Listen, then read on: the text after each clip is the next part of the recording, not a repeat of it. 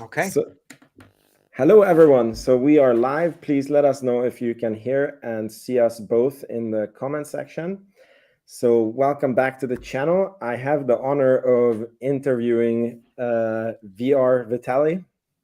Or just Or Vitali is Vitali, fine. exactly. That's the easiest way to say it. So Vitali is a Palantir fan. He loved the thumbnail. He loved the title of this chat.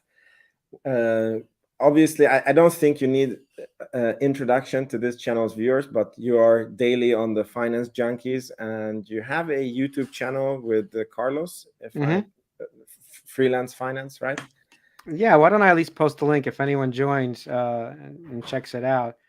Yeah, I have the Finance Junkies and your Twitter in my description box below. I don't have Freelance Finance in the I'll post description it. So box. it's freelance. I know everybody messes this up. It's kind of funny, but it's Freelancer Finance, and the reason here I'll just post it in the chat. Do you see? I think you guys see it, right? It's there. Only so right now it's just me and you talking. I think nobody's there. Yeah, could be. Anyway, I hope this goes. We're going to discuss Enphase at some point, but just to talk about Freelancer Finance. So me and Carlos started Freelancer Finance in April of 2020 after the March crash, because we were talking about stocks for a while and Tesla and all that. And I was already invested in Tesla, and I think he had a position too. I'm not sure, but I was buying at that point. What was the crash? 2020. I think I was buying 2018. That's when I was first started buying Tesla. So Nice. so the Freelancer Finance channel started. Everything was crashing, and we were like discussing what stocks we're buying. And we were just talking all day long. We were like, why don't we do a YouTube channel? Because we're filmmakers. We're actually both in the film industry. I'm a cinematographer, and he's editor. So we're like, what if we're talking about this all the time? Maybe there's 3 other people who will find us entertaining. And it looks like Amit's the only one who's joined us. Of course, Amit is like, "Oh my god, I You gotta have see." another podcast after this. If you're, Yeah. yeah. Sorry, So Amit. He's skipping Finance Junkies we're today. gonna speak He's with about me. Enphase today, Amit. So there you go. But we started that. We had a good time, but we were never the best YouTubers in terms of like, consistently outputting videos. So that's what it takes. And Amit is like someone we met because I saw a video of him and blowing up at the same time. 20, I forgot 20. When did I see Amit? Maybe he can answer. But I was like, hey, you want to discuss Palantir? Because we're researching it, and you could come on our channel. And he was doing well, obviously, with viewership, and he was doing it every day, which is necessary. And that's how we got the friendship and started the Finance Junkies from that point on, and meeting Chris, of course. But before that, we were actually really shitty YouTubers because we don't know how to post content daily. We have no idea how to do it. We're too busy. So thank God Amit is posting content daily and makes us keep a schedule, because we would never do it, honestly. It's too hard. Yeah, I know. I definitely know the struggle. I actually had a YouTube channel in around 2018, 17 that was about Tesla, and I felt that my company that I was working on, it was too much stress and I couldn't put in videos, but it was nuts. Like during that time, if you made a video and you mentioned Elon Musk, you got like 10, 15,000 views. Yep. And I don't want to think about what would have happened if I just keep at it and I wasn't even posting daily, and I went up to like 15,000 subs in, I don't know, in like a year or something. But Well, yeah, that was the time. So if you were an early adopter of Tesla, even 2018 was yeah, early, yeah, even though they've been around for almost a decade at that point. People were not discussing it on YouTube, and that's why all yeah, these guys are now super famous. What's his name? Dave Lee, and yeah. They who's the came guy? after. They came But when still, I they're in yeah, that yeah, window of like yeah, yeah, yeah, opportunity. yeah, yeah. When Amit is in the window of opportunity for obviously a Palantir, and you Palantir too. and And we started. I'll give us all the credit. We started talking about Enphase when nobody cared about Enphase, and there was no meet Kevin discussing it. Nothing. If you looked at anybody who was talking about Enphase, it was literally solar guys, and it was like engineers. That's it. So there was no finance YouTube around Enphase at all, 0%. I couldn't even find it. Like me and Carlos were the only ones talking about it in the beginning. Now people are posting up on Twitter giving the bull case for Enphase. I'm like, yeah, but fuck, it's job so funny. done. Yeah, but it's so funny. Everyone that I have talked to about Enphase is basically negative on Enphase, which makes me so bullish on Who this are you company talking to? somehow. Besides I Chris spoke to and Matt Money? Who are yeah, you talking to? Yeah, you know, I was on Twitter Spaces with Arnie and Emir. They're very big on the Palantir community, and they actually gave me some very interesting, you know, points to think about when it comes to Enphase. And yeah, it's I don't know. Well, I want to hear them. This is the whole point of this conversation, that I'm not just going to give you the bull case if that's what you want to hear. Maybe you can ask me some questions too, and not just because I've talked about it so much. I don't know where you want to start, but I would like to hear the negatives, and maybe I can just destroy the negatives. Yeah, I mean, that is so. This is what like the reason why I wanted to do it is because you know, I'm a big Palantir investor, and that position has gone from 6 to 15 now. And I feel that a lot of stocks have run a lot. And then there's this Enphase, which is like the opposite. It seems like, you know, when the market was bottoming, Enphase was on the top. And I did regard it as a very good company. And then the price has come down to 136, which is, I don't know what now from the peak, but it's a lot down, like 70% we're down now. Yeah, I think 60%. I mean, we could do some math here. I'm actually joining the StreamYard comment section. I didn't know I can do that. I don't even have that on Finance Junkies where I can post comments right in the thing, but this is good. Yeah, so let me pull out the calculator, and I'll pull out a chart too. If people want to discuss like just some technicals, we can discuss what I think is going to happen if you care about this, and why there's a bull case. I think those are the important things. I mean, look, my investment philosophy, or what I'm after, is I want to invest into companies where I don't have to think, and I have a certainty that they will be here 10, 20 years from now. And, you know, I want to get 5, 10x, but I realized I used to be a technical trader who was, you know, trading 100% on technicals. I was buying ticker symbols that I don't even know what they did, or I didn't know anything about the company. It was like, okay, there's this formation. And the funny thing is, I made good money on the bull market, and I was aware that my strategy was very much tested in bull markets, but I never had bear markets. And then when the bear market came, I got smoked. And then I started doing a real big audit on myself, and I was like, how much time did I put into, even when I was making money with the technical trading? And I was like, if I would have put that money into, you know, working at McDonald's, I would have earned more money at McDonald's, and I could have bought the S&P 500 and not have the stress, the study, you know. And then I don't know, it clicked, and then I 100% changed, and I was like, I don't give a fuck about technicals anymore. I want to work really hard, make very big income, and then invest into companies that I know, like Tesla, like Palantir. And I'm not that good on Enphase yet. I'm in my due diligence process, but I believe that this is potentially a similar company that, you know, you can catch a huge S curve and, you know, just ride it, follow it up, you know, and enjoy the fruits of your. I want to get a pool like you.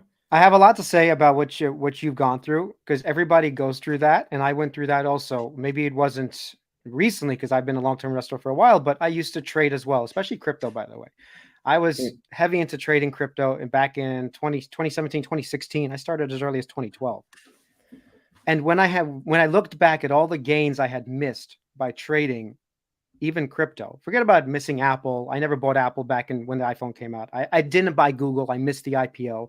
I wanted to buy it. I missed that. Okay. So I forgot when it was, but 2015, 2014, whenever I looked at my portfolio of just like shit stocks and shit crypto, basically, it was obvious that I was losing money by not just holding these things. For example, not holding Bitcoin when I first had it in 2012 has cost me millions and millions of dollars. Okay. By trading out of companies like eventually I did buy, by the way, Google, Apple. Eventually I did. And I traded out of them before 2020. And then they had another 5x run up again. I traded out of Nvidia right before it went 5x. Okay. Oh my God. So I've learned lots of valuable lessons, and I have lots of examples like this where this happened, which was funny because I look at my real estate career, which is I'm an investor too in real estate. I don't know if you follow that part. I am also. Yeah. And I know about your. Yeah. Right. But we know in real estate, when you buy a house, who's trading out of houses every 6 months? Nobody. You're an idiot. Okay. There are flippers, but they never make enough money. The people who actually make money in real estate are the people who hold it for 20, 30 years. They're the ones who are true millionaires.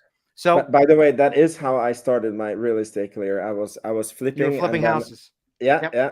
And I don't know what it is. I don't know what it is. It's somehow, you know, when you first start as a young person and you go into this, like somehow this get rich quick, it appeals to you, and it's like the wrong fucking lesson somehow. Like I'm it's glad not. Amit is here because he should be listening to his options trades. So honestly, the way I made the most money is not through the market in the beginning, because I started investing in real estate very early, 2004. I don't know. So it was a long time ago. I've been investing in real estate for a long time, and I never treated real estate like it was a short-term thing. And that has paid off amazingly well, because that has made me everything where I could afford to go into the market, in fact. So I did it maybe the opposite way of some people. I don't know.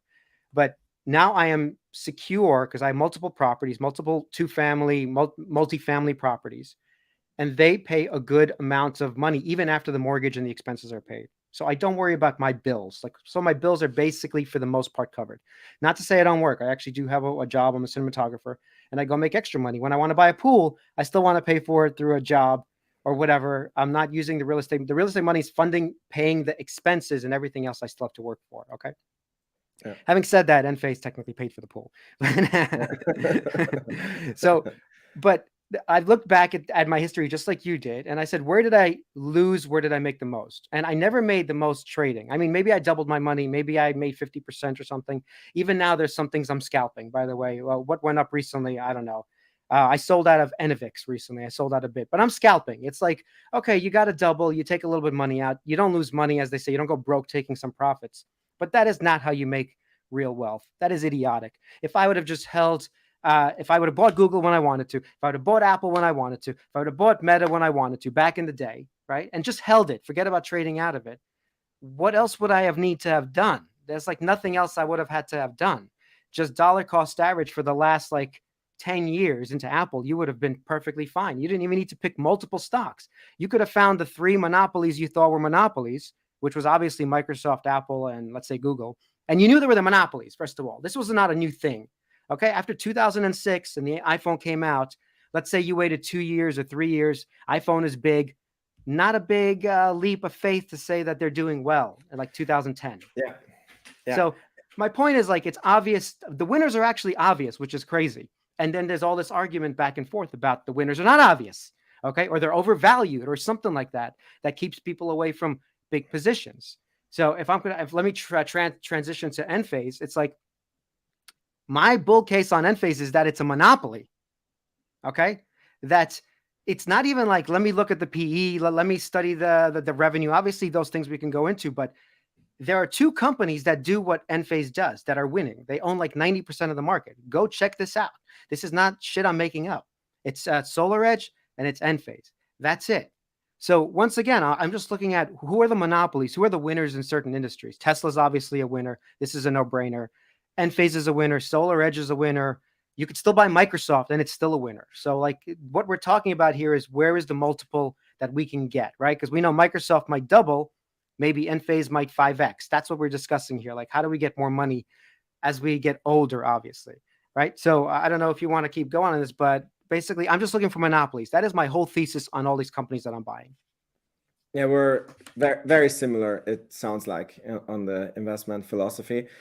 And yeah, if we segue fully into Enphase now, so basically Enphase has been a super growth stock, and what I have heard, like the pushback that I've gotten on Enphase, is that the growth story is now busted, and why would you want to buy this when the interest rates are so high, that it's clear that they're going to go even lower from here.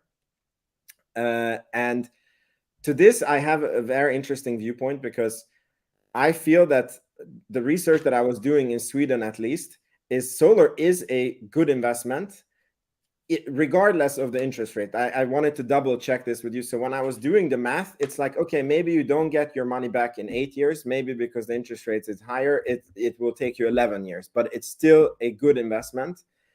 And how is it in the US? So now that the interest rates are, I don't know, 5.5. So I'm looking at just Sweden, by the way. Plug-in EVs take record 75% share of Sweden's auto market. So I know we're talking about solar, but these things sort of work hand in hand. As one market goes up, if you believe the EV market is expanding, So these are simple, like, once again, you don't need to be, I take the Peter Lynch philosophy, like sort of like in the realm that you understand what's going on. I'm just looking at what's going on. I see Teslas outside of my house, besides the ones I have in my driveway, passing by all day long. I drive out of my community. I go to the store. I see Teslas being parked. Yeah, there's insane amount of Teslas in Sweden also. This is what I'm saying. Insane amount. So even though you don't have Enphase per se, how many shares of Enphase this guy? I think he actually knows. I think he's trolling. We went to dinner once, and I might have told him by accident because I had a cocktail. But it's like these theses don't have to be super hard. And I don't want to discuss Palantir for a second, but that's a harder thing for me to wrap myself around because I'm not surrounded by it.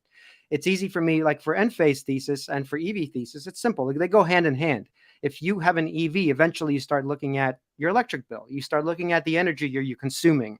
I have a monitor on my house that I bought for $100, and I put it onto my electrical panel because I wanted to know what my electric stove used. What did my, what's it called, dryer, the dishwasher. I just wanted to know that this is becoming interesting to me. I do have an engineering background, so maybe you can say I'm a nerd and I would have checked anyway.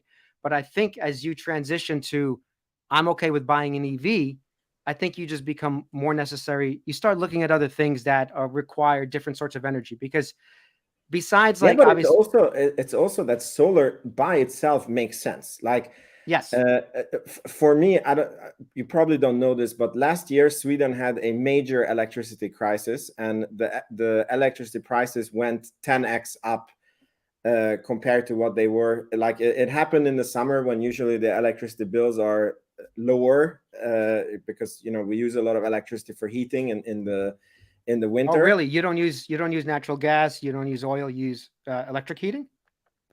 I mean, I'm sure that there is a lot of natural gas and oil there's very little. So how are you heating your house right now?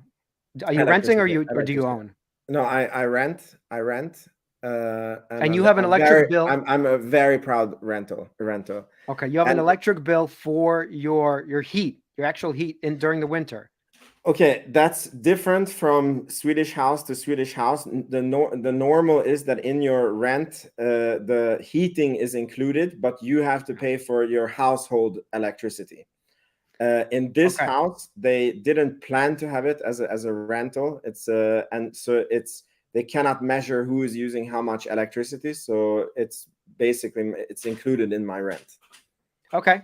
Well, when you see, the thing is, I like the way this is sort of like the American thing. Is it free? Like, do we get this for free? Well, nothing is actually included. It's all being charged. There's a charge that you're getting for it, but you just don't know what that is, right? Basically. I'm curious, what is the kilowatt per hour cost? Do you know? Did you ever look at your electric bill? Yeah, I mean, because I own other properties, right? So I know a kilowatt hour with every cost included. I have to change it to US currency. 1 sec. Yeah. We have like 27 cents, let's say, per kilowatt 27 cents a kilowatt hour. Yeah, that's every every tax, including everything. That's actually pricey, by the way. So I paid 13.5 cents, and people still argue with me it makes no sense here for 13.5 cents where it does. And I've gone into why it makes sense in at least New Jersey and 8 other states where we have a lot of incentives. But it makes complete financial sense at 13.5 cents. I can't imagine it doesn't make sense at 27 cents per kilowatt hour in Sweden to go solar. But if you're renting, it's obviously different. It's not easy for you to go solar if you're renting a place. No, and it makes no sense as a rental. Like I was looking at like the properties that we own, if we should have solar on them. And did you ask me that question about in the Discord about someone said I have a rental property, I want to go solar in the rental property, and I actually said no, don't go solar in a rental property. But I think that guy, that wasn't you though, right? No, I don't think it was. Somebody else then. Yeah, I think they're going solar in a rental property because the incentives still make sense. I mean, if it makes sense, I mean, they can, if they earn money on it. But yeah, your landlord is getting a lot of equity and value add on their property. So if we're going to talk Enphase, I want to basically forget about the company for a second in terms of, do you believe the narrative that solar 5% penetration is going to be more than 5% at some point? Maybe 30%, maybe 40%. Exactly. You do believe that? That's what I wanted to come to. That, like, I drive around here, I see solar popping up everywhere, and Sweden is not even that sunny of a country in the winter, at least. And I like, it just makes sense. Like, I mean, it gives, especially what happened in Sweden last year, that we had this electricity crisis, and everyone who had solar basically earned money. They had electricity. They didn't have to worry about anything. I think there is a charm to being able to, you know, make your own electricity, be safe, you know what it's going to cost you. And it basically makes sense. Well, I think Europeans are getting it more that they want their own power, because you guys are struggling more with like natural gas prices and the whole thing with Russia, right? So I think you're more aware of energy problems. I think Americans are insulated. Look, last year, as I said, the electricity prices went 10x, and it was so bad that the government had to step in. So wait, 10x is from 27 cents. You're saying it went to $2.70 a kilowatt hour? Is this what you're saying? Yeah, I mean, yes, but it was like this 27 cents is the new high price. So in 2021, the electricity was, let me check. Or like, it was 2.7 cents. Is this what you're? No, it was 15 cents. Like, okay. In 2021, the electricity was about 15 cents per kilowatt hour, and it went to $1.5 per kilowatt hour. Wow. And it was so bad that the government had to step in and started paying the electricity bill of the families, because it was like, that's why I said it was luckily in the summer where the electricity bill is very low, but it was so bad that anywhere I went, all the companies, everyone was talking about, like, if this doesn't get handled, like, we can shut down the companies. And then it was so funny. I met a hotel owner. We were thinking about buying some land from them and building apartments. And I was like, this is going to be a very good conversation starter. So I was like, how is your hotel's electricity bill? Do you guys use a lot of electricity? And I was sure that he would be like, my God, it's horrible. And then this guy was just smiling, and he's like, yeah, you know, we got a permission to do like a solar farm on the hotel land like 10 years ago, but we never did it. And then like the permit was going to go out, and then we kept prolonging it, but we never really wanted to do it. And then we got this like final thing that if you don't do the solar farm now, then you will not get government support. We will take the permit away, and it will, you know, never be possible. So he's like, yeah, so we kind of had the gun to the head. So we decided to do it, and it went online like exactly before this electricity debacle happened. And he's like, yeah, like in all these months, they were getting like $6,000-7,000 paid to them for the electricity that was produced. And he's like, we never had it like as good as now. I know. So all of a sudden, his investment became paid for because the electricity shot up to $1.50. Yeah. So what you brought up is an interesting. This I keep telling people who are bears in solar.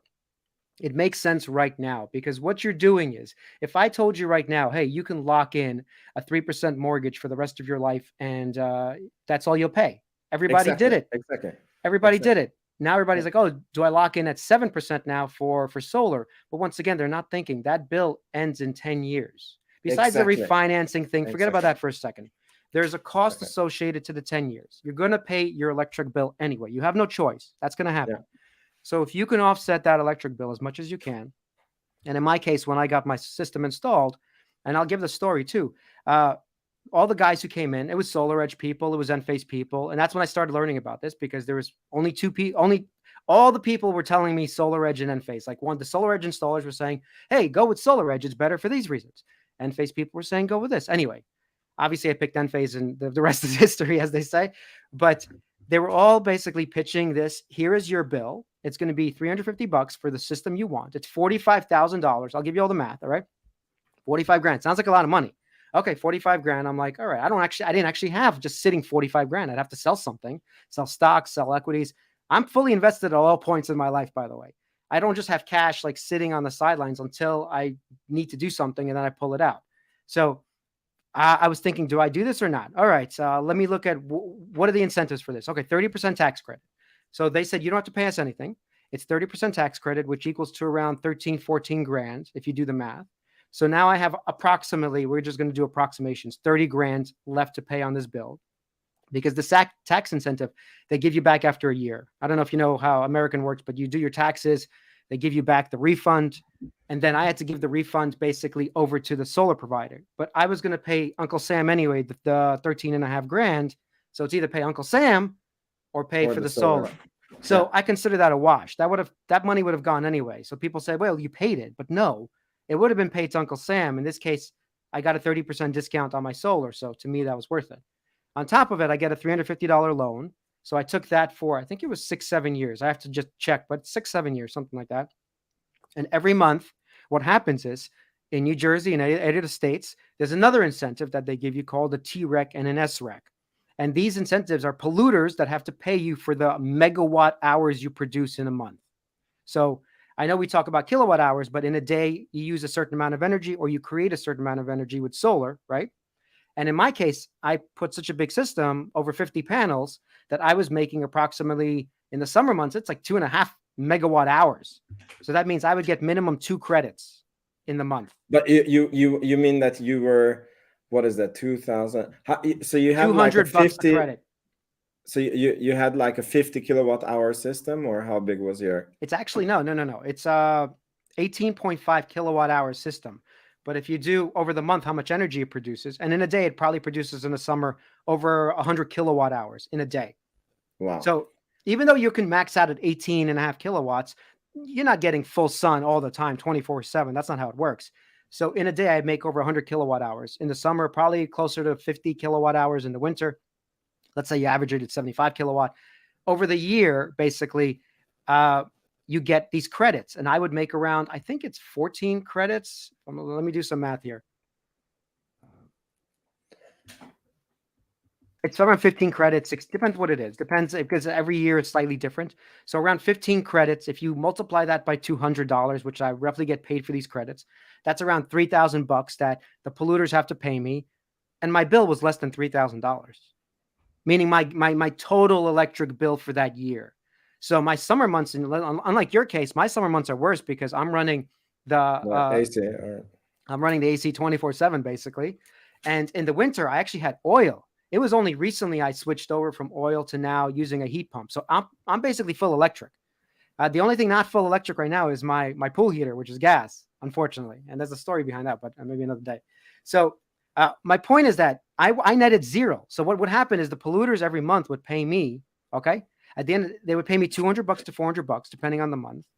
And my bill was $350. I would net out roughly zero. Let's say even if I had a bill for $25 or something, it didn't matter. Like my electric bill was, for all intents and purposes, zero. Maybe $25. Maybe sometimes I would get credits. It depends on the month, of course. But does this all make sense? What I'm saying here? Yeah. So and this sounds so obvious to me, like, because I've said this story so many times. I've done it. I've told other people. I've told my neighbors. My neighbors came up to me and said, "Hey, like, I saw you got solar, or like, how does it work?" And as soon as you mention it is $45,000, their brain shuts down. Yeah. So I look around my neighbors. Almost none of them have solar, like, which doesn't make any, like, literally, it makes no sense because my return is 100%. I basically, even more, like, because I paid for it, by the way. So now all my energy is free and all I'm just getting is credits at this point. So It's insane. So if I actually calculated my return, it's infinite at this point. Like there is no number that I can say it's 20% compounded or 10% compounded. I can't even say that. It's literally infinite. And then you have security for yourself and your family. You increase your real estate value. These are all additional. These are, I don't, I wasn't even talking to you about that. I was talking pure money. But exactly. Yes, when something goes wrong and there's an apocalypse, a zombie apocalypse happens, I'm the only one with actual power in the house across my neighbors. Where are they going to go? They're going to go get gas. Yeah. Okay. And again, the zombie apocalypse. It's so funny because this is like it. You think that these things never happen until they happen. They happen. And the 2020s for me is like everything that you think will never happen. We got a pandemic. We got a war in Europe. We got the electricity crisis in Sweden. It's like, what more can come? So I really changed my thinking into like, okay, you have to prepare for these things. Also the economic situation, like I was never a guy who like to keep money around because I like it when my money is, invested. But this year, the economy went sour in Sweden so fast that if you didn't have money, like setting on the side, like, safety money, you could, like, the bullet was coming so fast that you could not handle it. So it's like, it's very interesting life lessons in the What happened to you 2020. during that time? Did you have safety money sitting on the sideline? Yes and no. So I was suffering very much. I have a real estate business, and we are building apartments, and like, we're selling them. So we develop land and build apartments, and then we sell them. And basically, like, are you a flipper? Are you basically a full-time flipper? No. This is actually development. So this is not flipping. Like, we take like an empty piece of land, and then you Well, like, you develop it, but you sell it and you get out of the property. So you're completely selling out of the property. Exactly. And then the whatever. Then the stuff that we make on it, we have some Airbnbs, then we put it in rental, So it's but the point is that this business of selling homes, it came to zero in November, December, because of the interest rate hikes and the war and the inflation and the electricity and again, if you were not prepared for this situation, it's like I always thought you can react, you see it coming and you can react to it, but no, when shit hits the fan. So it's like, we had an issue. This is separate from COVID. I forgot, it was 2018. We had a gas shortage. I forgot when this was, but I was working when did Obama get elected? Was this 2016? I don't remember. Well, maybe even earlier. This was a while ago. Okay. Time is all fuzzy right now, but we had some sort of a gas shortage where I was working in the city in Manhattan, and I was driving my Pathfinder. I had a gas car, and I was stupid. I didn't realize that it would hit me like then and there, that there was going to be a problem with getting gas even in the city. But for some reason, I wasn't paying attention. I went to the city, did my work, and then I saw I didn't have enough gas to get home. Okay. So I was like, oh, damn, I'm screwed. Okay, maybe I got to go to Brooklyn now. And I lived in Jersey, so maybe I should go to Brooklyn because my parents are there and they can help me, just get some gas. Because my father was saying, I called him up. He's like, yeah, there's lines now waiting. I forgot what the reason was why there wasn't a gas shortage, but the lines were long.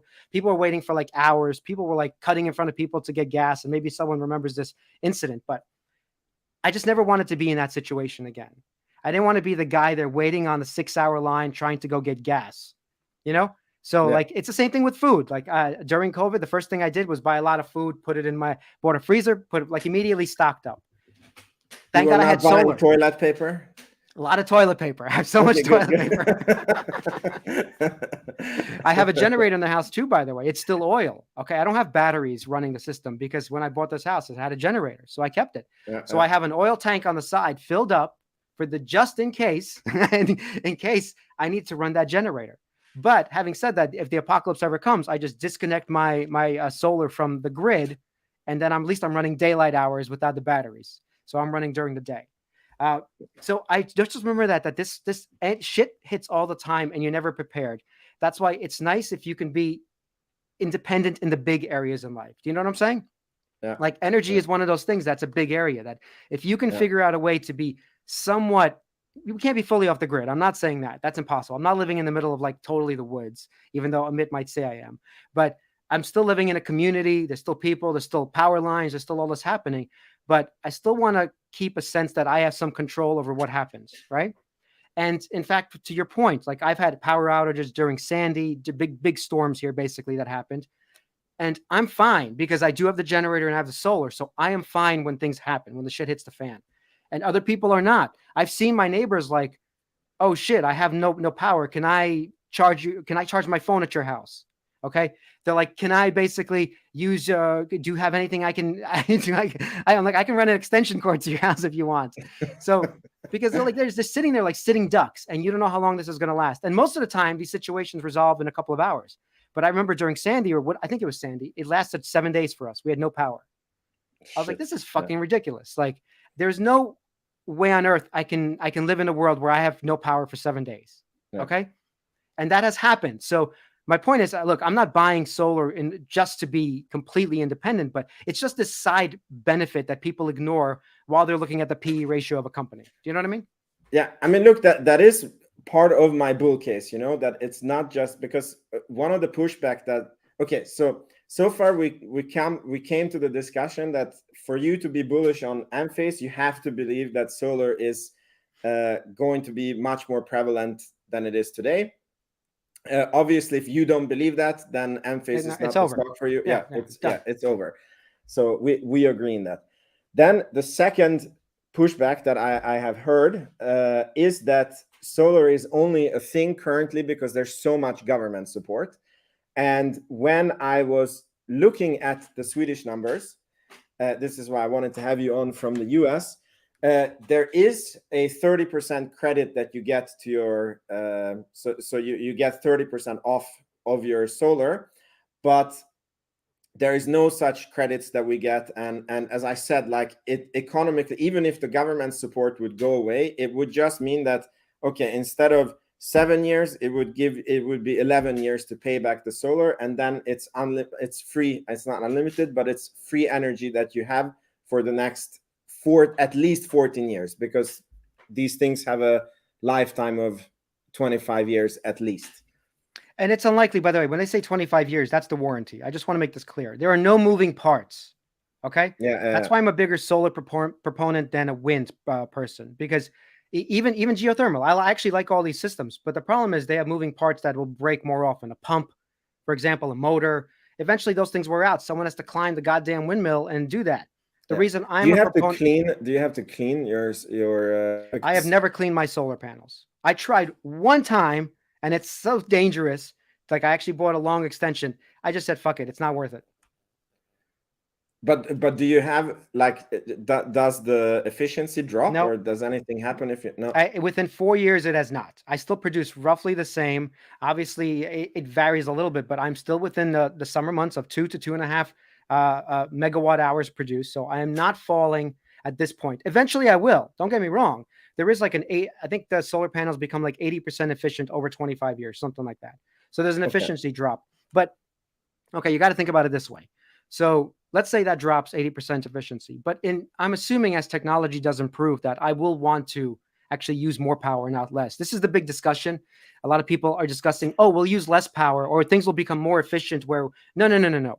We're going to use way more electricity. And if you believe what Elon says, we're going to need 10x the amount of electricity because there's so many things you can do with cheaper energy, right? First of all, I could run a Bitcoin miner for free, for example.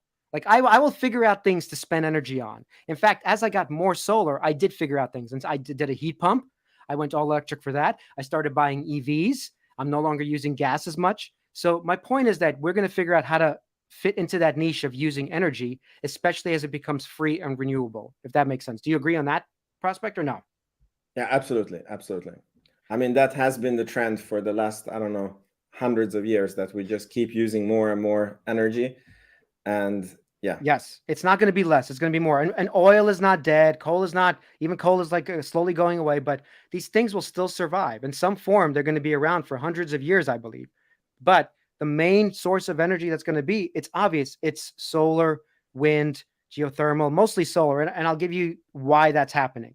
It's because it's fucking cheaper. Okay. Right now, I could show you graphs, United States. I think I pulled up something, electricity generation from renewables. Okay. This is happening right now. Let me just pull this up real quick. Do you want to share your screen? I will. I'll just present this one little thing. Yeah. Do I need to do something so that you can share your screen? Or I think you got to add it to your stream. Here we go. So I just searched really quick, and there's other charts that might be better, but basically this is what's happening right now. EIA, okay, they stand for U.S. Energy Information Administration. Okay. EIA expects U.S. electricity generation from renewables to soon surpass nuclear and coal. In fact, this is happening already. Most of the projects, I'm not sure if you know this, but currently there's at this year, I think 2023 we passed in terms of the money for new projects, 52% is all renewable energy. I don't know if you heard that, but no, I we're already passing it right now, and different countries passing it faster than others. In fact, U.S. is a laggard, and they're still going to be passing in terms of actual use of oil and gas. So take a look at this. U.S. electricity generation, here you go, history projection to 2050. I mean, this is not me projecting it. This is like government agencies at this point projecting that this is happening. I have a question here. So is Enphase, because Enphase is very focused on residential solar, are they also into like power plants and grids and well, before we let's go to Enphase in a second. I'm just saying the actual projection of just solar in general, wind here, hydro, if you look at geothermal, solar is winning, obviously. And there's one main reason I want to, this is the point I'm trying to make, that solar does not have, I'll stop sharing. Solar does not have the problem with moving parts. Okay. Yeah. So when you said what happens after 25 years, I have an 80% degraded system on my roof. Does it still produce electricity? Yes, it still produces electricity. So if I wanted to keep it, I will just have 80% or 75% production of what I used to have. And the company will no longer cover it. The only way a solar panel truly breaks is if a meteor hits it on, or a rock or something goes and actually breaks it. You understand that, right? Yeah. If it didn't break in terms of manufacturing within the first year. Can you have hail? Yes. So if you have hail, absolutely. It'll break your solar panel. Absolutely. And in fact, I think there's places like Texas, which certain parts of Texas do have hail. So they need maybe some other protection. I don't know. But my point is, like, this is why I am so bullish on that, because even after 25 years, like you're saying, no moving parts, 80% still will produce the energy that I need. And let's say that's not enough. I want new panels. I want new microinverters, whatever. It's a technology race too. All this stuff. And I want to make the main point. Okay. So why is solar cheaper right now and getting more traction? Why? Because you can make it in a factory. It's just the bottom line. If I can make a car like Elon's making in a factory and figure out a way to produce it in one gigafactory, 1 million cars or 10 million cars, it's going to be cheaper to make per car. Do you agree on that? Yeah. If I figure out how to do that with solar, it's just going to be cheaper. I don't have to go find a place to go dig it out of the ground. Okay. Solar energy is not under the ground. I don't have to figure out how to dig it out, how to take it, how to transport it, how to store it, then take it from there and move it over to the next place where it has to be used. That's idiotic. Okay. So all of these inefficiencies, even if gas was efficient, all of these inefficiencies will create the reason that people will go solar. It is just easier to get energy where you need it because you can put it right where you need it. It just makes sense, even if it's grid scale, by the way. So I'm not talking about Enphase. I'm not talking about solar. I'm talking about even if it's grid scale and Enphase loses, solar is going to win. You agree on that part or no? I mean, I'm not like I would say that I definitely see solar as a big player. I'm not against nuclear myself. Nuclear is not going to win, and it's not because it's not good. It's because the American appetite for having a nuclear reactor next to their house is not there. The American appetite for putting solar on their roof. If you don't have nuclear, then it's solar, wind, and batteries. That's the one that is. And it's the cheapest curve. In fact, Tony Seba has a nice little diagram. I don't know if I need to pull it up, but he has basically the cost curve of installing solar. Have you ever seen Tony Seba stuff? I don't know if I'm... Definitely. I have. So he has a cost curve diagram. How much solar do you need? How many batteries do you need to be basically the cheapest energy currently, right now, today, not tomorrow? We're not talking about 10 years from now, we're talking about today. So as soon as people start wisening up to the actual benefits of just cheaper energy, it'll be easy. Like right now, it's hard. I understand, because 5% penetration, I'm the one weirdo with solar in my neighborhood. Okay. People pass by. Oh, that's the weirdo. But you see, that to me is a very bullish sign, because that means that, like, you know, that is the good time to invest in something. I don't think that the good time to invest in something is when it's like Wall Street is talking about it. It's obvious to all the analysts. It's like when the analysts catch on to something, you're like way too late. Then you have been sleeping for years, right? I agree, but Enphase is not a hidden thing anymore. I think when I was buying it around $20-$30 when it crashed, it was a lot more hidden. I don't think people are now looking at it and saying, hey, this is a hidden gem. I think what they're saying is that, oh, this is a good company, but rates are high, so let's dump the fuck out of this company. I think that's what's going on right now. I don't know, because I heard that one. I heard that one, but for example, when I had Arnie on and I tweeted about Enphase, and many people have said that solar is going to go away. It was just a hype. So even this thesis that solar is going to be a dominant energy generation, it's like, it's still questionable. Well, okay, so I can't argue with those people, because what they're saying is actually stupid. No offense, because you can look at the actual current statistics in terms of the number of projects in the funnel. There's a funnel of new energy projects. Look at it. It's 52% solar. No, I agree with clean energy in terms. I'm just saying that it's like a bullish sign. Like, it means somehow that we're in the very beginning of something. Oh, when okay. it's like, when Tesla in 2015 and people were still like, are EVs really the future? Like there was still a lot of people who were asking that question, even though it They're was, still I think, asking that obvious. question. I don't know. Maybe some. Look, my father, Gordon Johnson is asking that my question, but I don't father, know who. well, hold on, no, it's not only him, it's not only them. My father comes to my house, and he starts talking about, because my panels are visible, all that stuff. He starts talking about how Tesla's batteries only last 10 years. Then how are you gonna get rid of the battery? Like I have to go take out the battery personally or something. So he starts bringing up like nonsense. Like I'm like, what happens when a gas engine, dies? What do I do then? I go to a mechanic. Like, like you go back to the place where people who fix shit. And not to say that EVs won't have any problem. I wasn't trying to say that, but I'm like, your bear case, my father's bear case, that, oh, this battery, the lithium is a problem. Like this is what he's hearing on the radio. So it's in his head. Like, oh, Yeah. it's polluting too. It pollutes worse than gas engines. So they have the wrong narrative. And even now, so like I know we talk about like Tesla's an obvious bet, but me and you, I think, understand it's obvious, but I think 95% of people don't. I think they're still talking about how Tesla is just a one-off and it's going to go away. Because my father-in-law was here too. He was talking about how he loves driving gas cars.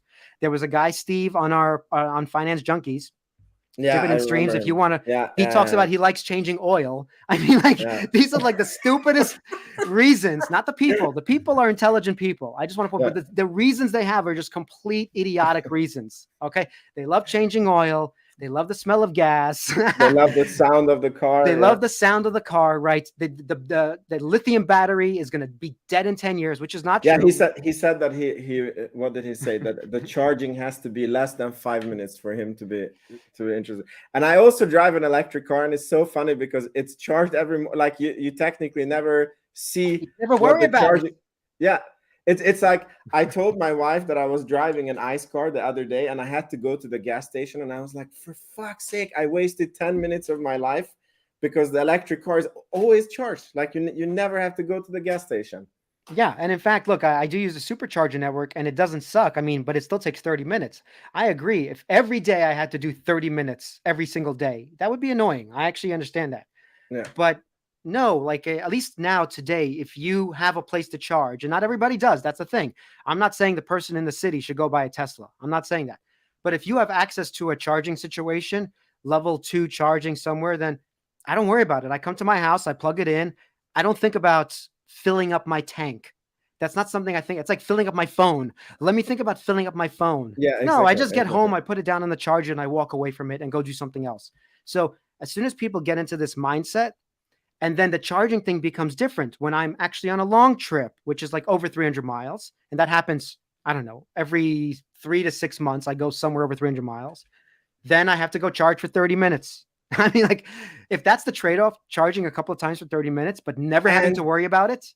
And when you're on these long trips, especially with the family, it's even nice to stop for 30 minutes because, you do need toilet breaks, you do need to eat, and, so it's, yeah, but at least that's the bear case. I can listen to the bears and say, look, if I'm on a trip, maybe I don't want to stop. Yeah. Maybe I want to keep going. Fine.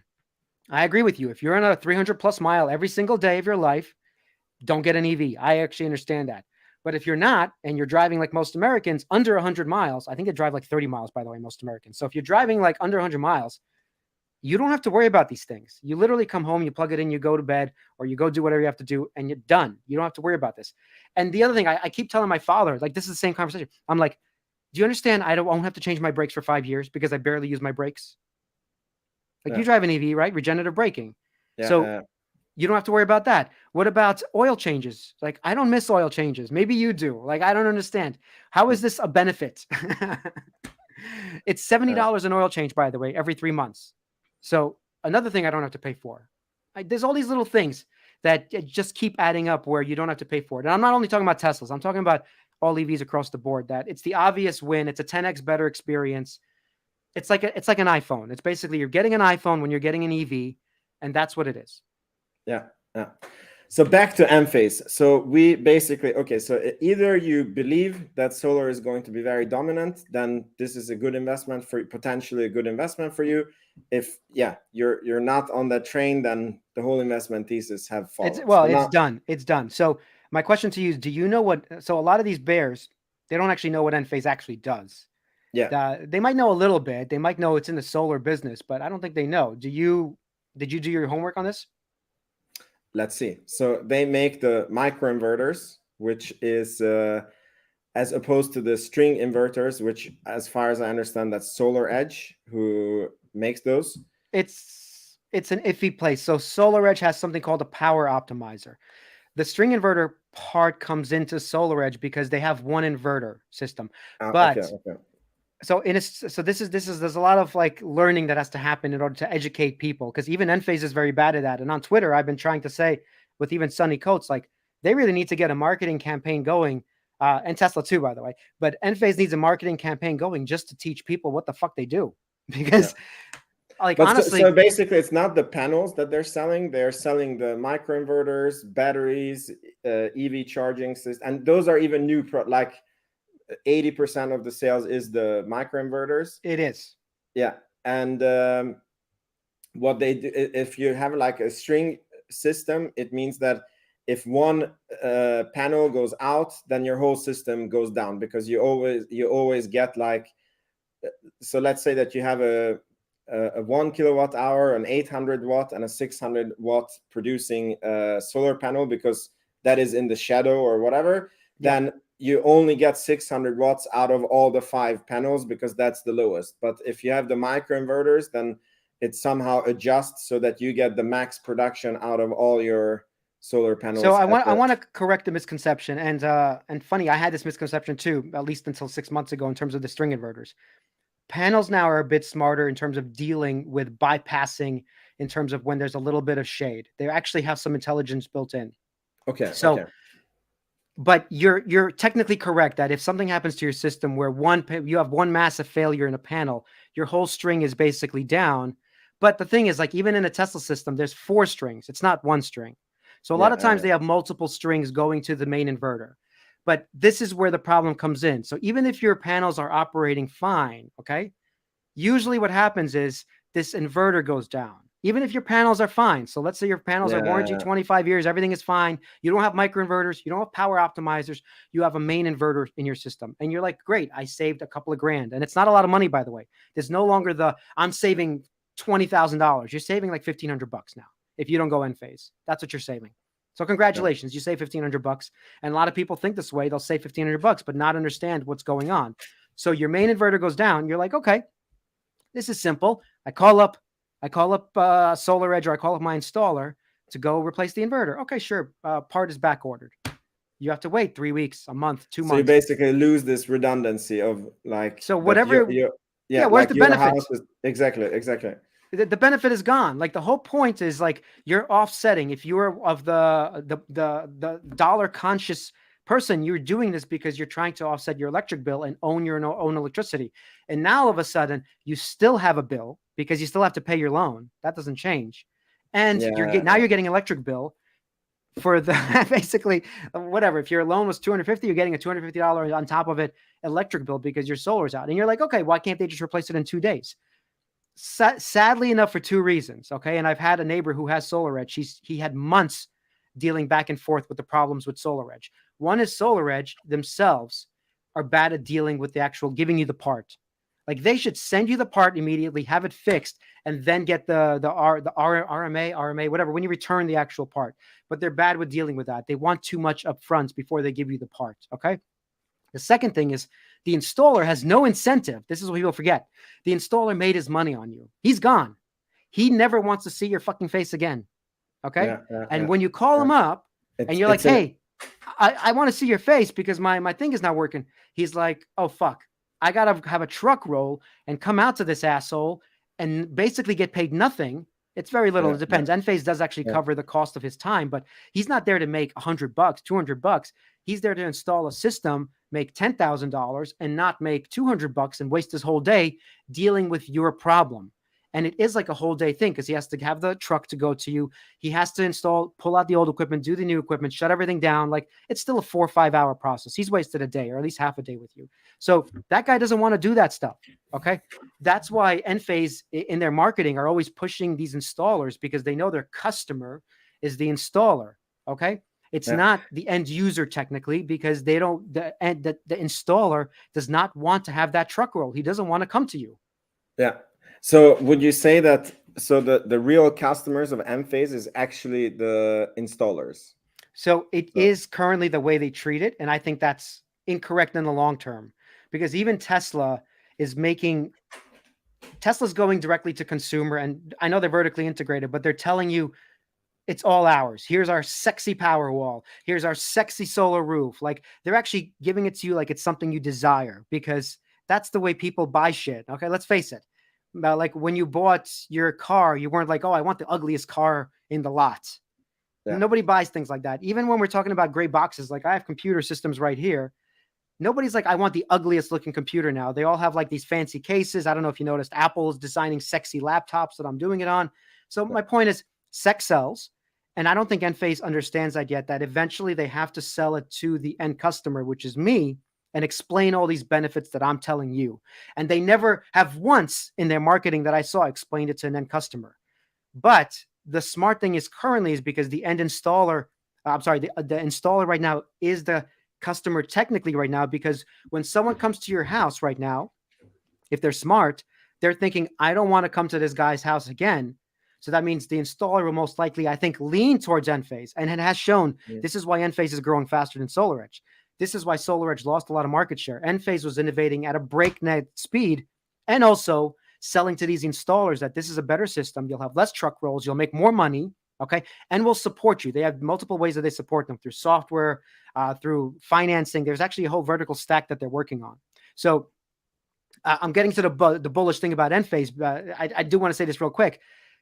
With all this vertical stack that they're building, you mentioned a couple of things. You mentioned microinverters. You mentioned, oh, they have chargers. Oh, they have batteries. But that's not why an installer only wants them. Not because they have a whole ecosystem. That's true. But because they have a whole vertical stack, they're building them through financing, through SolarGraph, which is a company they own, where you can actually build a system in there. So they have a lot of support. They have a installer, Enphase installer network. I forgot what it's called, EIN or something. Yeah, EIN, Enphase installer network, where they have all these installers coming into the system. They train them. They have this whole operation, this massive global operation. And then the bear case, just to go to that real quick, the bear case is like, oh, China's going to come and have a microinverter. Dude, they have a whole goddamn ecosystem that they position the installer not to want to leave, because they support them from A to Z. And you think it's just the microinverter part A that is what's keeping everybody in it? Like, so people don't understand what's going on in terms of the whole business. And that's why the bears don't quite get the story of what's happening. Okay, so you would say that... Does this all make sense, by the way? Yeah, definitely. So they have a moat, basically, because they train the... Okay, so would it be easy for the installers to switch from Enphase? Like, what would it entail? Like, let's say that a Chinese manufacturer comes and he says, look, here's the same product that Enphase is doing, or 99% the same. I sell it for cheaper. That's what China does, basically. Like, so, why would that not work? Well, it's the same thing when you buy something like, I'll give you a good example. Forget about China for a second. Why would you buy a Tesla over a Rivian right now? Besides the truck thing, like, let's say, why would you buy one? Yeah, supercharger network, there's a whole ecosystem there. Yeah, they already have a distribution network. They have a place I can fix my car, which is ridiculous. Like, if you can't fix your car, maybe it's not the best example, because maybe Rivian is like SolarEdge, but like, let's say a Lucid over a Tesla. Yeah, but okay, so Lucid over Tesla, it's the same thing. Why would you buy, even if the other one is faster, because and prettier? On Lucid, it's like, I don't know if they're going to be around. No supercharger network. I don't know their software, like how it's going in the car. Even if it was cheaper, by the way, let's say they're parity or cheaper. The problem I have when I bought my Tesla, when I was ready to buy it, was because, oh, there's a place I can take it to fix it. That's important to me. I don't know. I'm spending $50,000. I want to know I can take it to, because, like, I know we talk about EVs don't need repair, but EVs need repair. Okay. There's still something that happens. Like, I had a door out of alignment. I had to go get it. So how would I get this Lucid thing going? Do I go to Ohio? I mean, like, yeah. Like, well, where do I go to get this thing fixed? Like, it would be a whole clusterfuck. So my point is, like, Tesla built a nice moat. They have the supercharger network, and I'm using that as an easy example to transition to Enphase. They have these things that they built around the service centers. They have good software as part of their thing. They're designing the chips and everything vertically integrated.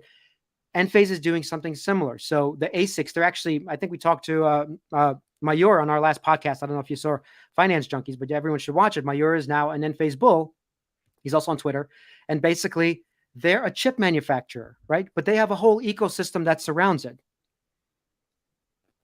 I'll get to the whole. Let's do that fire thing in a second. Let me do that in a second. That's a separate issue with the.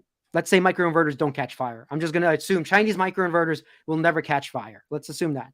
So the thing is, you buy this Chinese manufacturer thing.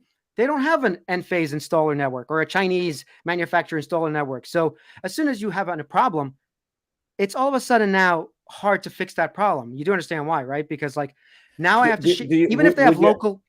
But hold on, you have to train your people on the how do you call it? Yes, these are complicated systems. This is what I'm getting to. You need to actually have legitimate global reach and training for everybody. They've established such a big network, by the way, of actual installers and in terms of suppliers and multiple manufacturing sites. They can get you a part within 24 hours. They're on the phone. By the way, if you call them, it's 1 minute to get 1.1 minute on average to get someone on the phone. This is why they're selling to installers right now, because like, hey, do you want to wait 30 minutes for a SolarEdge call? Or do you want to wait 1.1 minutes for an Enphase call? That's super smart, by the way. Super smart. So there's all these little things around the ecosystem that people are ignoring, that the bears are ignoring. They keep saying it's a microinverter, it's a piece of technology, but no, it's also an ASIC. It's actually a design, something manufactured that this company is scaling at. You can't just copy what they did in a year just because you felt like doing it. It's the stupidest thing that I keep hearing about. It's like GM and Ford now copying Tesla. We see how easy that is to copy them, right? Yeah, exactly. They spent 15 years building all this shit. And now next year we're going to have Ford was like, oh, we're going to have 600,000 EVs. Well, they just scale that back. I don't know if you heard that. Yeah, GM, we can't even make more than 3 fucking Hummers. So they can't do it. And these are big companies. These are companies that have billions of dollars. If they can't do it, why can some third-party Chinese manufacturer just come out and do that in a year? So I'm not worried about that. That is not my worry. My concern is like, basically, if I'm going to think of so that's a moat. You could say that that's a moat. It's an absolute moat. Absolute moat. Because like if I'm an installer in this network, even if, like I said, forget about the end customer for now. If I'm an installer in this network, I have a lot of incentives to stay in the network. And we've talked to installers, so I'll get to that in a second. I have a lot of reasons to stay in the network and not go to someone else because they solve my problems, okay? They solve my problems in a minute. They get me the product shipped out immediately. They pay for my time, by the way. I didn't even tell you that part. They pay for the time for the guy to go back and change the product. And on top of it, it's 99.5% in terms of like, if it, what is it called? Like a failure rate, like a 0.05, something like that, 0.03% failure rate, something incredibly small. So, and even when you have a failure, this is the main thing. And I know I keep repeating shit. I'm all over the place, but even when you have a failure rate, unlike SolarEdge, where the main inverter just went down, I have 50 plus inverters on my roof. That's what it is. A microinverter is a tiny inverter. And you're like, so even if one goes down, 49 is still up. And I don't even know. The only way I know is if I actually open my app and I'm like, oh, why is this panel? Because I could see panel level production. Why is this panel down?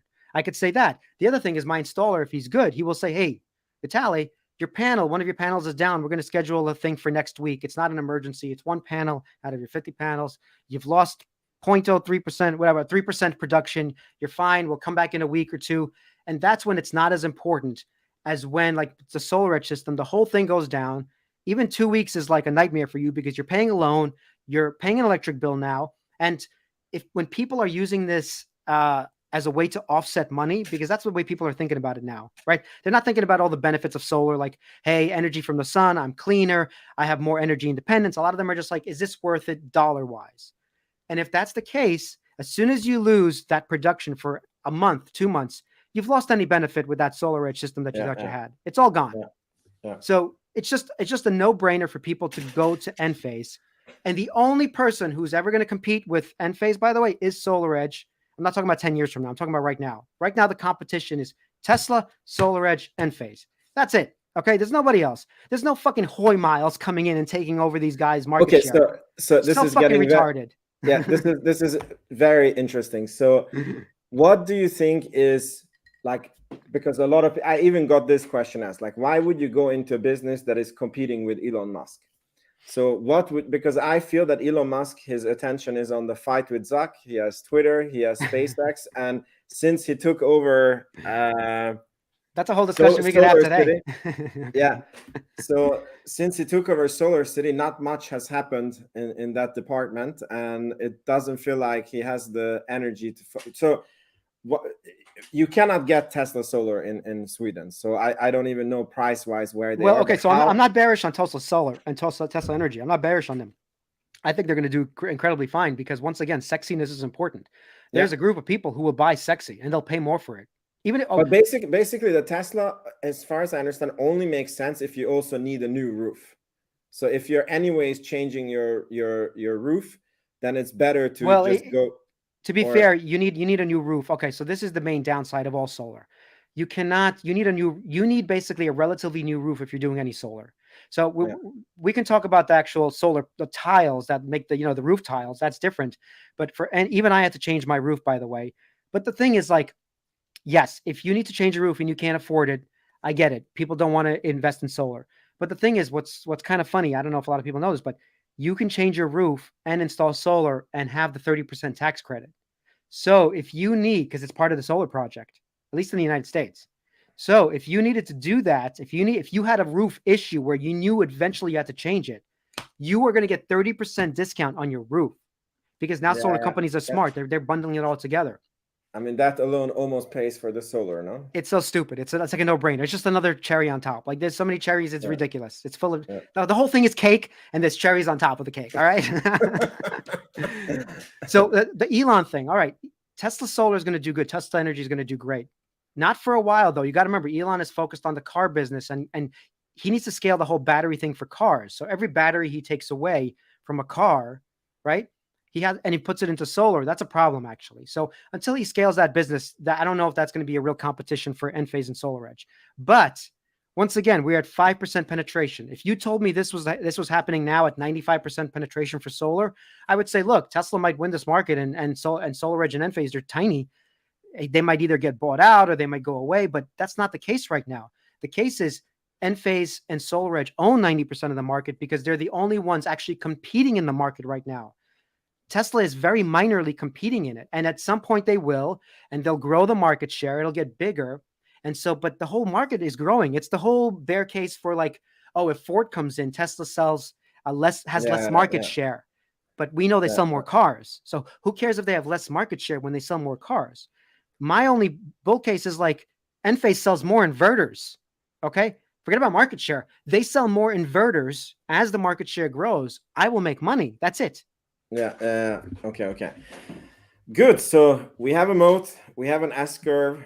We talked about competitors, which basically doesn't seem like there can be anyone outside of these circles because of the moat. Well, it's funny.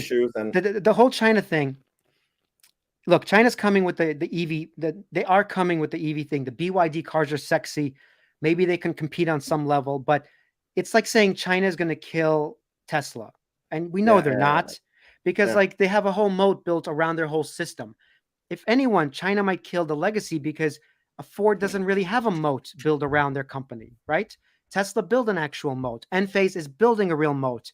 SolarEdge is building a real moat. They have multiple products vertically integrated. These companies are doing big things in the industry, and they've been around for 15 years, 20 years, no, 15 years around. My point is, these are not startups that are like, oh, they're just coming in and they're going to be competing. They started the industry, okay? Without SolarEdge and Enphase, there is no solar industry like the way we know it today. They are the ones who created what we see right now, even the shitty 5% penetration. You there? Okay, good. So now this was can I ask Rango's question? Can we answer his question about the fires? That was a valuable thing. What does it say? You don't want some guy's roof catching on fire and the installer's livelihood is gone and the Chinese company goes bankrupt. Well, that's true. Okay. When it's about livelihood, you don't risk and play. Okay. So he's talking more about like the SolarEdge system where you have high voltage. So this is a big deal too. I didn't mention this. Enphase is safer. So a lot of electricians now are converting to solar because we have AC in our wall. We have AC right now running in our walls. You get that, right? Yeah. Like alternating current.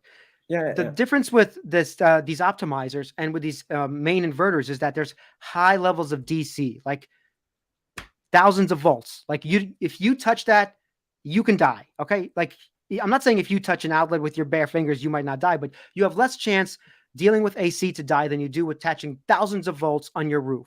And what happens is sometimes these thousands of volts, they arc and they start fires on top of roofs. That does happen. So when that happens, it's much worse. And I'm not saying that Enphase will never have this issue, but they have much less likelihood of this ever happening. So that is a benefit. But once again, how much of a benefit is right now, because there's a lot of safety systems too, I don't want to get into, but yes, it's a benefit with Enphase and not a benefit with SolarEdge. And with Tesla too. Tesla has string inverters. They are not even power optimizers. They're totally string inverters, a way inferior technology, by the way. That's the other thing I forgot to say. Way inferior to Enphase and SolarEdge. Cool. Okay, so where were we? So we have, okay, so let's talk about the stock as it is now, because now we talked about the company. So far it seems like if you believe in the solar future, then this is definitely a company to look at. And the stock price went from 300 something to down to 136, I believe we are at. And we are at a PE of 40, which is very low for a growth company. I mean, the fact that they have positive earnings, they're not losing money. By the way, they're up. Okay, just want to point this out. Enphase grew 30 somewhat percent this year in terms of revenue. Not down. There's no down revenue this year. Okay. Yeah. Not yet. I saw that in Q3 they were guiding for down. They're guiding. We'll see what happens, by the way. Okay. We haven't. Yeah. Sometimes Badri is very okay. If you've listened to an earnings call by Badri, he is a no nonsense type of fellow. Okay. So he's always very muted on the earnings. He's never pumping the stock. Okay. He's always very accurate in most cases. What happens with adoption? Okay, well, we'll cover that in a second. My point is he's not the guy to pump the stock. He's just going to tell you how it is. Sort of like TJ Rogers. I don't know if you've heard any TJ Rogers talks, but they're like matter of fact. We're guiding for Q3 lower because we had too much shit and we made too much product in the channel for Q2. We expected it to sell out. It didn't sell out. So we're guiding for lower we're expecting the same situation for Q3. So once again, if you are a short-term investor and you're looking at Q3 as like, to invest in Enphase and solar for the next decade, if that's what you're looking at, then you're an idiot. I'm sorry, because you're not looking at the whole picture. You're not looking at what we've just discussed for the last hour, what's going on, energy independence, the cost curve of batteries and solar is driving down just because it's manufactured in a factory. All of this is happening in tandem while people are worried about Q3. So if I was an investor for Q3, I might not buy, but I am dollar cost averaging now because I'm not an investor for Q3. Does this make sense? I'm an investor because I'm assuming 2030 will be better than 2023. Yeah, but this drop is basically because of the interest rates. Oh yeah, absolutely. In the US. Absolutely. Yeah. The interest rates hammered them completely. Less people will be getting solar. Absolutely, 100%. Yes. Okay. So it might be that they have a few down quarters before they... Let's say it's a whole year. Yeah. Let's say it's a whole year. What happens? Yeah. Yeah, so some very juicy DCAing opportunity. Well, besides, the DCAing, that's obvious. Anyone not DCAing at this point is like, you just don't understand. You don't get it. You shouldn't be in it. I don't even know why you're learning about it. Just go away. Like, it's okay. You don't have to be in every stock, by the way. I'm not in Palantir. And if I missed the 100X on Palantir, you don't have to be in every stock. I don't watch every video on Palantir because I need to know what's going on. I learn about Enphase because that's my Palantir. That's all I have to say. Yeah. But so, let's say it's down for another year and you get to DCA if you actually care about this. What happens when, is it like for example, like what happens? Do people just stop wanting to go energy independent and get solar on their roofs? Like, is this something that just like stops because whatever reason? Like the whole point is that it probably gets delayed. That's my thesis on it. It's probably getting delayed by a year or two. Everything's being pushed out. All the projects are being pushed out. So if I wanted to do it now, I'd be like, you know what? It's not worth it at 8%. I don't think it's worth it. Even though it is, by the way, I can work out the math for you where it's still worth it. But let's say it's not. And you do it in 2 years when the rates drop down and it's under 5%. And you're like, okay, now it's worth it. And the point is all of that will happen at some point. There'll be an influx, like a massive influx of people wanting to do this. And if you didn't dollar cost average during the time when people didn't want to do this, then what are you doing as an investor? I don't understand. Like, what's your thesis? If you don't believe in solar, I get it. There's no thesis. You don't believe in solar. But if you do believe in solar, that we're going to go to 10, 20, 30% penetration, and these are two companies that are monopolies. Like, this is what I'm saying. Like, when a solar panel company has to use a microinverter, they have two choices right now. You do understand what I'm saying, right? Yeah. It's like, do you want McDonald's or do you want Burger King? That's it. Like, you get to pick one. And I know we have Wendy's, but nobody cares. Okay. The people who make all the money is like two companies. So that's what's going to happen in 2 years when the market wakes up. Enphase's revenue is just going to skyrocket, and whoever's not in it will not be in it. They think they can catch it. There's, I know we talked to Chris. He's the bear on the channel. He thinks he can catch a bottom or whatever he thinks. But if you don't believe in the story, then it just won't matter. Do you know what I'm saying? Yeah. I don't know how you can catch it. It will probably they will just go into an earnings call, announce the numbers, and then the stock will be up 30% the next day, and then that was it. Well, basically, my what you're saying right now, and maybe not this quarter, maybe not Q3, I don't know, but maybe Q4, they're like, well, we actually guided for this. We beat it by 50% because we were guiding so fucking shitty, and it's just going to shoot up. Like, so immediately your $100, your $20 price target. I hear like stupid things. It's going to 20. It's going to $30. Heard the same thing with Meta. Meta was printing money. Enphase still makes a lot of money too. So I hear the same nonsense over and over about really good companies. Yeah, so that's they're all going to die. All the good companies are going to die. Okay. Yeah, Google is dying.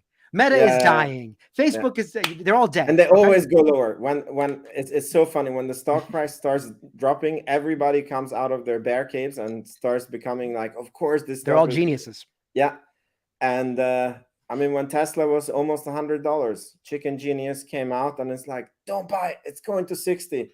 I mean, he saved a lot of people from making a lot of money. Yeah, absolutely. Because once again, if you're a trader, I go back to this even on the channel all the time. Traders do not make a lot of money. Okay. Yeah. And I think you've learned that lesson. I've learned that lesson. And some people still have to learn that lesson. The way you make fucking millions of dollars, okay, and retire really well is to have a long-term mindset, and you can fucking wait 5 years. Okay. And I'm not even asking for like 20 years. All right. You wait 5 years, maximum 7 to 2030, right? It's almost here. It's crazy. It's 2023. Like, the world will look different than you think. Okay. It just will. Even if we're not at 100% penetration of solar, I'm not saying that. What if it's just 30% penetration? That means Enphase has 6x'd. What does that mean? What does that mean in terms of revenue? Like, people don't think about this. Like, it's an insane amount of money they're going to be making. They already make 46% gross margin on their fucking products. Even if it drops to 30, they're still going to around 6x their revenue. What kind of business would you want to be in that business if I told you they're going to 6x their revenue? Absolutely. It's insane. The fact that I'm arguing with bears is insane. Yeah. Cool. I mean, I think for a first Enphase session, this was very good. It's like past midnight over here. Oh, you're probably tired. Do you want to share? I do want to share one thing I forgot to share, and I didn't see the time because this was an interesting Enphase conversation. Yeah. Let me share this just to show whoever watches this later. I have a chart that I track, and I didn't update everything maybe, but it's starting to get updated. Do you see this? Yeah. Okay, so I'm tracking Enphase for a bit. Not actually 2017. I didn't buy it then, but I started looking back in the years. What's been going on in terms of like their inverter growth, the number of inverters they have. So like if you bought Enphase in 2017 and you're like, okay, it's an overvalued growth stock. Revenue was $286 million. 2017, we're looking at 2.89 million inverters sold. And you'd be like, maybe most people were not interested. In fact, we have a couple that were, Sunny Coates and Johnny Boy, who are in our Discord. And guys, everybody join the Discord. If you haven't, I'll post the link before we end this. So 2.9 million, they bought it at $1, by the way. If you didn't know that, they bought it at $1 Enphase. So 2.9 million inverters, 286 million in revenue. Buy. Amazing buy. So 2018, you're like, what's going on? Solar sucks. We're down 4% in inverter growth. All of a sudden, Enphase, for some reason, 2019 comes along. They triple their from 2 million to 6 million, maybe double, 123% growth. It's like, whoa, what happened here? All of a sudden, the revenue jumps, right? And I'll go through this, and then I'll give you what I think is going to happen. All right, 2020 to 6 million, 2021. Let's go to 2023. So right now, if you invested in Enphase in 2017, you're looking at almost 3 million inverters. You look at 2023, you're like, okay, now it's 20 million inverters. They 10x their inverters, right? and their revenue went from 200 million, it 10x as well. This is very interesting, isn't it? The way that's working out. Not coming. Yeah, it's not coming down with the volume. So it's kind of interesting that this is happening. So now people are very bearish and the world is ending. Before I continue to my projections, I just want to point out, just want to say one thing. If you look at what they said in their conference calls in the last couple of years, they're aiming for next year for 40 million inverters. These are not my numbers. They're aiming to produce at least 40 million inverters. Whether they sell them all or not, that's a different question. But my first question to you as an investor, why would you make more of something nobody wants? Okay. Yeah. That's the first question. And that's a doubling in terms of sell through at some point. Maybe not next year, but that's a lot. That's from 20 million to 40 million. So let me go back to the chart or to my graph. Let's look out to 2030. I'm projecting, this is, and people can mess with their own numbers. These are my own projections that I think we're in shitty growth territory right now. I think we're going from 20 million to 25 million for next year. So we're going to be at 22% growth, which is pretty shitty for Enphase, by the way. Yeah. But I think we accelerate after the rates start coming down, let's say around 2025. I think we're back to, I think there's an influx that's coming. Like you'll see bigger numbers, I believe, 2025 and beyond. Maybe it's 2026. I don't know. But I think we're going to see revenue just start jumping really fast because people who've been waiting in the down cycle to buy will have to buy at some point. Okay. When you want solar, it's not like it goes away. You just postpone it, you know? So let's look all the way out to 2030 if I'm right. And I keep doing it lower. Like I don't actually believe some of these numbers. I think they're going to keep growing for very high number of years, but let's say they're dropping from 20% to 15% growth to 12% growth. And we end 2030 with, let's say, 90 million inverters. So if this is semi-logical, we're starting here at 20 million inverters. And 7 years later, we're at 4x, 5x in terms of growth in inverters. And remember, we did a nice 10x in inverters here. This is only at 5% penetration. So what am I assuming here? So here, 2030, let's say we do this and we have a 4x. We are at, let's say, a 5x. We are at 25% penetration. That's actually my estimate here, that we're at around a 25% penetration of solar in 2030. I think this is very reasonable. What happens to the revenue? And this is not counting their other businesses, by the way. They have like other revenue, like batteries are becoming bigger. Charging is becoming bigger. I'm ignoring all that. I'm just assuming the microinverters will continue growing and people will want solar on their roofs. Okay. And just like if I was to look at Tesla, I'm not counting FSD right now. I don't know what the revenue is of FSD. Same thing. So revenue went from 200 million or 300 million to 3 billion. That's 2023. By 2030, we are at 12 billion. Okay. 12 billion here, if I'm correct, in revenue from around 3 billion. So, and I personally think this is conservative, but I'm trying to be conservative here.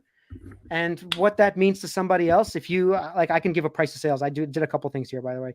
If you do a price of sales, the company's valued of 6. I did it around a 6, and that's actually low for Enphase. But let's say they get to 6 price of sales, 72.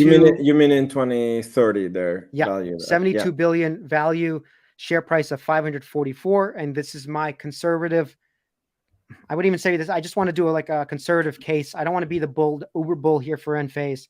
But I expect that I will have minimum a $600 stock. That is my expectation. That's what I'm going to have minimum, and then anything else is upside. The battery business, the charging business. I have a question. Yep. So when you say that we have 3% penetration or 5% penetration, 5%. That does it mean that 5% of the households or the houses have solar roof on them, or does it mean that the newly built houses that were built in 2023? 3% of them was built with solar on top. I see what you're saying. Is it current penetration of energy is 5% for solar? Like any new project that happens, it's 5% of the projects. Does that make sense? For homeowners to put in solar. Yeah, because I was going to say that I think you're frozen too. I'm not sure. I think you're actually frozen. I don't know. I see you good. Do you hear me? I hear you. But you're frozen on my screen. But go ahead. Okay. So what I was going to say is the reason why I'm asking is because 25%, if you're saying that 25% of all roofs are going to have solar on them, even existing homes, that I think is I don't believe in that, right? But if it's 25% of new projects that are being built, I think that is a very real, that's a very real 25% of new product. I think the statistic of 5% penetration is 5% of roofs have solar in them. I think that's that statistic. I don't think it's the other way where you're saying it's only 5% of new construction, if that's what you mean. I don't think it's the new construction statistic. Because so what you're saying is that in 2030, it's going to be 1 in every 4 houses roof will have solar. So this is a rough thing. So let's say, fine, let's say that's too bullish. You're forgetting that Enphase and SolarEdge too, okay? They're growing into commercial side businesses. Enphase right now has a product called the IQ8P, which is meant for commercial projects. The other thing you're ignoring, even America, if I did all of I had a calculation here somewhere, maybe in another Enphase episode, I actually had a calculation of the number of homes, single family homes alone, forget about multifamily, is 80 million houses. Okay? Almost none of them have solar on it. There's 80 million homes currently. Forget about the new builds. I'm not even talking about new construction. There's so many houses, even single family homes, that Enphase could keep growing for probably a good decade without going anywhere else besides single family homes. But that's not what's happening. They're going to multifamily. They're going to small commercial. The battery business is scaling. So I think my number is actually not outrageous to say that maybe 1 out of 4 or 25% of all things happening are going to be solar projects, and they're not going to be new oil generators or new gas generators. No, that is, I think it's a reasonable assumption in 7 years. Let's say you would even take, let's say I'm wrong and it takes 10 years and 2033 is the actual thing where it's 25%. My revenue jumps once again from, what was it? From 3 billion to around 12 billion plus. So once again, and that's only the inverter business I keep going back to. Like, so my base case, once again, we're at $600. The world has failed. We are not going fully solar. We're not growing 50% compounded. You saw I didn't put like 50. 1 year was like 41%. Everything else is 20, 25, 15, like even lower. If we start growing the way it should be growing, if we're on a true S curve, just like Tesla is, if you believe that, if EVs aren't in a real S curve and we're going to take over 50, 60, 70% market share, guess who's going to benefit from that? It's going to be Enphase and SolarEdge. Yeah. And by the way, I think you can have a much lower penetration, but go outside the US and still have the same result. Yeah, of course. Because you're only talking about, and that's happening in Europe. Exactly. That's happening in Europe right now. So I'm just doing a general calculation of like, if they sell this many inverters, there's this much penetration roughly. But I'm not even counting all of the, like I said, there's multifamily, the small commercial that's happening right now. And 10 years from now, I can't predict. Like if you told me Tesla was going to make bots and Tesla was going to have full self-driving when they first started, I would tell you, well, I don't think that's true. Exactly. But if there's a possibility that Enphase, as they grow, but by the way, I didn't even talk about the battery business. Like I think I had a tweet that Tesla in 1 quarter makes more energy than Enphase did in all of Enphase's production of batteries for the last few years. My God. Yeah. So I forgot what it was, but it was like 1 gigawatt hour or something. So imagine the day 10 years from now when Enphase does have a real battery business and they're producing 1 gigawatt a quarter, or they're producing 250 gigawatts. They're not even making anywhere near this. I'm saying even 100 gigawatts a quarter. All of a sudden I have 100x in the battery business. So like all these S curves on top of S curves are being built right now. And I think people are ignoring it because interest rates are high, blah, blah, blah. Solar's not a real thing. But as soon as you know it's a real thing, this is a stupid investment, meaning like it's a stupid thing not to invest in. Like at some point you have to buy the winners, and there's 2 winners. Yeah. Okay. Awesome. Thank you so much, Vitaly, for coming on. It's a Sunday. I know you had probably other things to do. So... I was in the pool. That's why I was late. No problem. I really appreciate it. And we can maybe do this more. We can do some other updates or whatever. We see. Absolutely. All right. Thank you for inviting me, man. Yeah. All right. Thank you for coming and have fun on the Finance Junkies. And tell Amit to wisen up. Oh, shit. Yeah, that's in 25 minutes. Okay. All right. Thanks a lot, man. Bye. Yeah, all right. Ciao.